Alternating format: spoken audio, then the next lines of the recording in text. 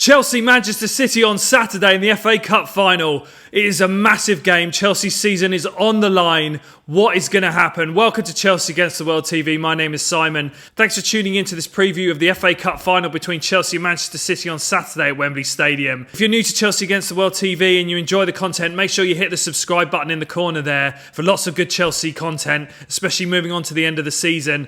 It is really Chelsea's last gasp at trying to salvage anything from this season. It's a really massive game. It's off the back of Manchester City beating Crystal Palace 3-0 in the Premier League to keep the Premier League title race alive.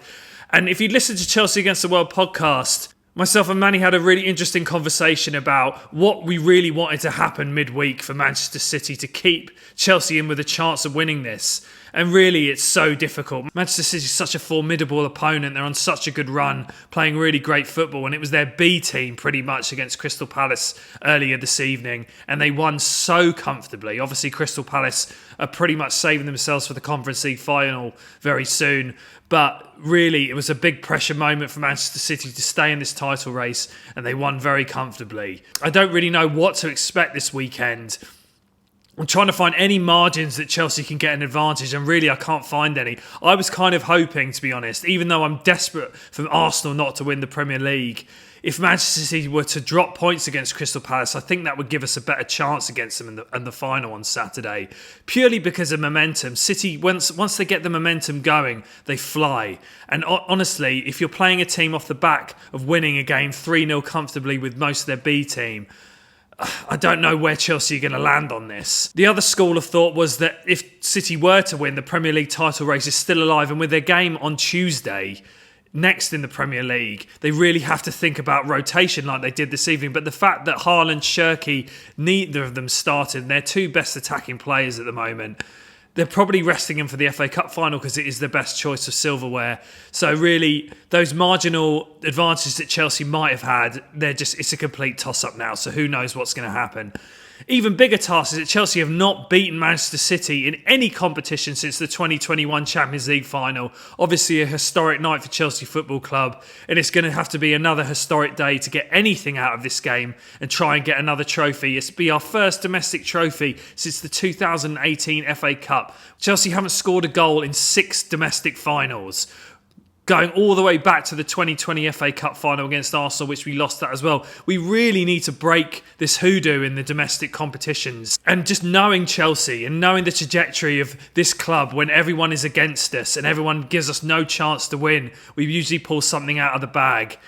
It's going to be such a tall order, but no one believes in this Chelsea side, including me and many of our own fans. So let's hope they can surprise us. It's been very difficult to try and identify some areas where Chelsea can get something out of this game, but I've identified 3 areas where I think Chelsea can get an advantage if they have to play perfectly though. Number 1, Reece James has to play at right wing back. It looks like Callum McFarlane is going to play a back 5 with 2 wing backs after the game against Liverpool on Saturday, which we were much better. It's going to be tricky against Manchester City. They're so proficient against back 5s.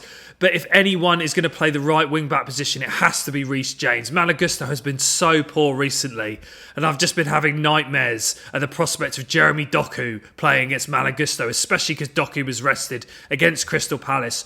Reece James still is probably our best player on his day. I know a lot of people think it's Caicedo and Cole Palmer, but I think Reece James is the most important player for Chelsea, and he has to play along with Levi Colwill, who really showed what we'd been missing against Liverpool on Saturday. He was absolutely superb and made everyone look better. And the partnership with Fofana and Hato looked really good. I think him and James have to start. It really is crucial that the 2 of Chelsea's Cobham leaders are there in the starting 11.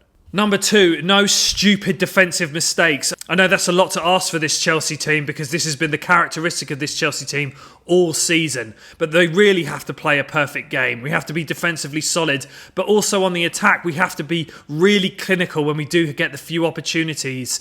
Crystal Palace had some openings against Manchester City, and Manchester City always give you a chance. They overload an attack to such a degree that if you are direct and you can punish them, they will grant you those opportunities. I think Marc Cucurella was excellent going forward on Saturday against Liverpool, and those wing areas are going to be really, really important. And the channels that the midfield need to get to them need to be exposed immediately. And we need to be really direct with our passing. I was questioning whether Pedro Neto would start if he's fit, but I think you have to run with exactly the same formation against Liverpool. We've played so poorly in the last couple of months. To gain any momentum, we have to play the same.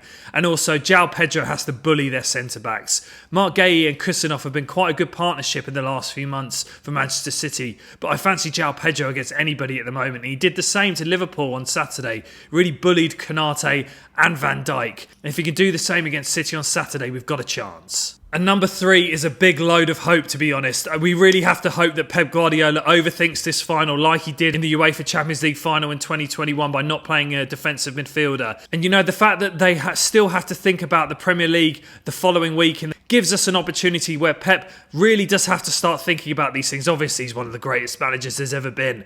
But he has done this in the past. And Chelsea really need to take advantage if he does it again. And honestly, the rotation that he has to think about could be a deciding factor. And Chelsea need to take their opportunities. So here's my predicted starting lineup for Chelsea on Saturday. In goal, Robert Sanchez. I think he's cleared his concussion protocols, so he has to play instead of Philip Jorgensen. As I said, right wing back of Reece James. Centre back trio of Wesley Fofana, Levi Colwill and Yoel Hato, with Marc Cucurella at left wing back. In centre midfield, keep it the same. Andre Santos with Moises Caicedo, with Enzo Fernandez further forward. Cole Palmer and João Pedro as the attacking two. And I think there's a chance we can get something out of this game. My score prediction is going to be a very narrow 2-1 Chelsea. This is more wishful thinking than anything else. But who knows with this Chelsea side? I'll be back with a game review on YouTube and a Chelsea Against the World podcast back with Manny after the FA Cup final on Saturday. But let's hope that Chelsea can get something out of this final and end the season on a high note and hopefully start something new and fresh for next season. Make sure you subscribe if you enjoy the content on Chelsea Against the World TV and follow us on all our social media channels, which you can find in the episode description. But we'll see you after the game on Saturday, and keep the faith.